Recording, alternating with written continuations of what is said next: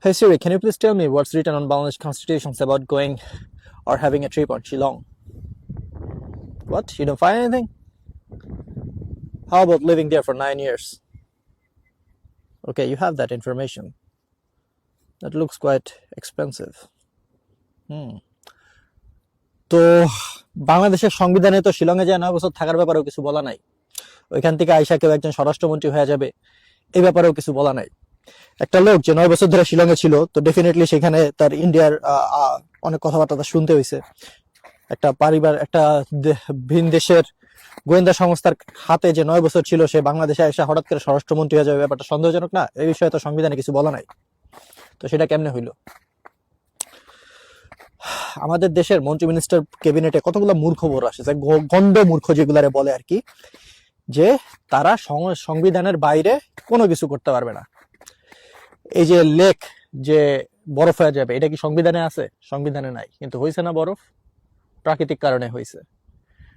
দুনিয়াতে এমন অনেক কিছু ঘটে যেগুলো প্রাকৃতিক কারণে ঘটে, যেগুলো সংবিধানে লেখা থাকে না, কিন্তু আমাদের মেনে নিতে হয় এবং সেই অনুযায়ী কাজ করতে হয়।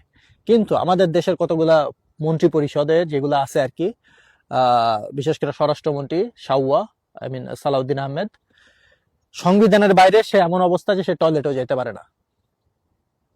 1970 সালে 70 না 80 সালে, যাই হোক 80 সালে এসএসসি পাশ করা একটা লোক, যে জীবনে কোনোদিন ওই আমলে টেক দেখে নাই, তারা টেকের ইউজ করে না ওই আমলে, তাদেরকে আইসা বানানো হইতেছে মন্ত্রী মিনিস্টার। তো তাদের থেকে আপনারা এর চেয়ে ভালো আর কি এক্সপেক্ট করেন? পুরা দুনিয়া চলতেছে হে সিরি, হে গুগল, হে এআই, হে বিক্সবি, আর আমাকে চলতেছে হে সংবিধান, যেটা লেখা হয়েছিল 1972 বা কটকটি সালে, এবং সেই সংবিধান অনুযায়ী পুরা দেশ চলবে। এখন সংবিধানে তো এমন অনেক সেন্সিটিভ বিষয় লেখা নাই, তো সেই অনুযায়ী যদি আমরা চলি, আমাদের দেশটা আগাবে কেমনে? Have you seen that? It's quite heavy.